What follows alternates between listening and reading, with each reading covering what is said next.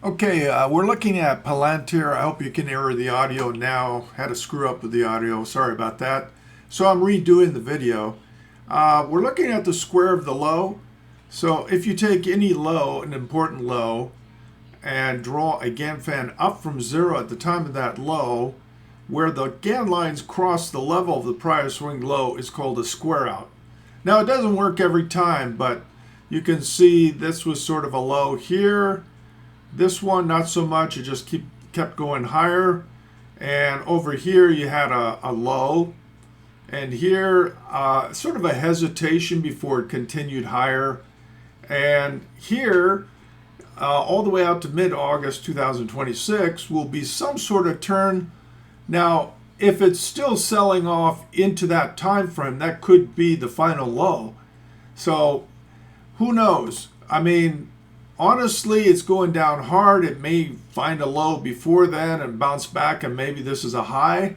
That's possible. All we're really saying is it'll be some sort of turn, but the reason I have the arrows pointing down is because if it keeps going down into August, that would be a time to look for a low.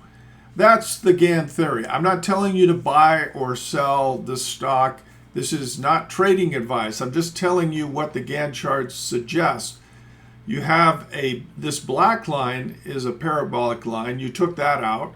And then subsequent to that, you took out the 2x1 line.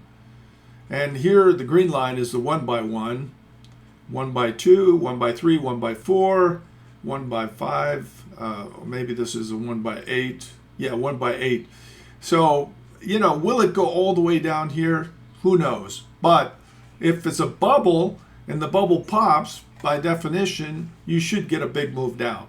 I think this was a bubble. I think it did pop, but let's see.